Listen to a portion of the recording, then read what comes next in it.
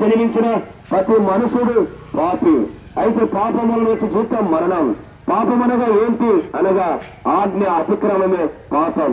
పాపములన వచ్చే జీతం మరణము, నిత్య నరకము, అగ్నిగుణమని చెప్పబడుతుంది. అయితే ప్రభువైన యేసు క్రీస్తు వారు ఏ మానవుడు కూడా ఆ నిత్య నరకం అగ్నిగుణం వెళ్ళకూడదనే ఆ యేసు క్రీస్తు లోకానికి వచ్చి ప్రజలందరి కొరకే రక్తం కార్చారు. ఆ రక్తం ద్వారా యేసయ్యను పాపిని ఆ పాపాలు క్షమించని ఎవరైతే అడుగుతారో యేసుక్రీస్తు ప్రభు వారి పాపాలు క్షమిస్తారు. అయ్యమ్మ రక్తం చిందించకుండా పాప క్షమాపణ లేదు. ఏలైనగా మేకల యొక్క కోడల యొక్క రక్తం మనుషుల యొక్క పాపం తీసివేయదు.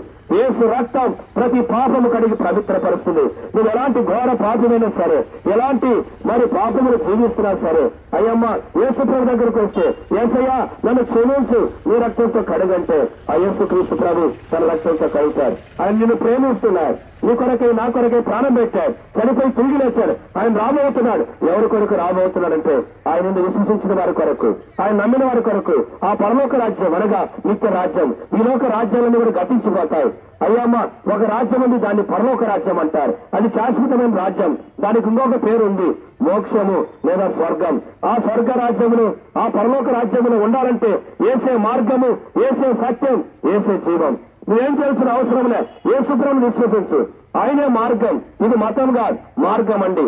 ఆయన అయ్యమ్మ నువ్వు విశ్వసిస్తే గొప్ప రక్షణ, నిత్య నరకం నుండి తప్పించబడతావు. తప్పించడానికి కొరకే యేసుక్రీస్తు ప్రభు మనందరి కొరకై ఈ లోకానికి వచ్చి ఆ శిలువలో రక్తం కాచి ప్రాణం పెట్టి చనిపోయి తిరిగి లేచినారు. ఆయన ఎవరైతే విశ్వాసం వస్తారో, ఎవరైతే నమ్ముకుంటారో గొప్ప నెమ్మదిని, శాంతిని పొందుతారు. అందుకనే బైబిల్లో దేవుడు లోకమును ఎంతో ప్రేమించను. అయ్యమ్మ మరి ఎంతగా వివరించడానికి కూడా చెక్కింకారంతగా దేవుడిని మనుషుడు ప్రేమించారు. ఆయన ప్రేమ ఎంతో గొప్పది. ఆ ప్రేమను అంగీకరిస్తే నువ్వు ఎలాంటి పాపమైనా ఆయన క్షమిస్తాడు. తన రక్తంతో నిన్ను కలుగుతాడు. బైబిల్ సెలవిస్తుంది, ప్రయాసపడి భారం వహించిన సమస్య రండి నా యుద్ధకు, నేను మీకు విశ్రాంతిని అనగా నెమ్మదిని, శాంతి, సంతోషాన్ని కలిగించదని యేసు ప్రభు సెలవిస్తున్నాడు. ఈ సంతోషం, ఈ ఆనందం, ఈ నెమ్మది లోకములు ఎక్కర్లేదండి. ప్రభువైన యేసుక్రీస్తులోనే గొప్ప ఆనందం. మేమందరం కూడా ఈ ఆనందం పొందాం. మేమందరం కూడా ఈ ఆనందం పొందే మీ ఎదుగుకు వచ్చి ఈ మాటలు తెలియజేస్తున్నాం. మీరు కూడా ఈ ఆనందం పొంది, ఈ సంతోషం పొంది, ఈ ప్రేమను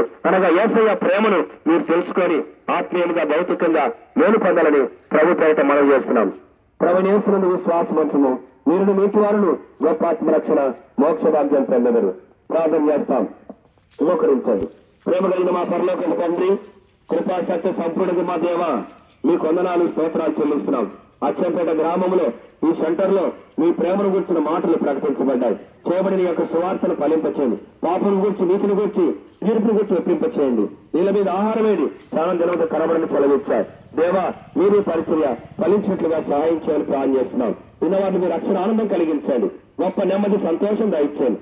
నూతన సంవత్సరం యొక్క మేలులతో, ఆశీర్వాదంతో మీ ప్రజలను నింపండి.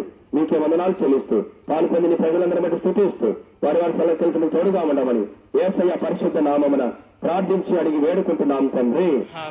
తండ్రి దేవుని ప్రేమ, కుమారుడు యేసుక్రీస్తు వారి కృప, పరిశుద్ధాత్మ ఆనందమైన సన్నిధి ఇప్పుడెల్లప్పుడు సదాకాలం తోడైంది కాపాడును గాక. ఆమేన్.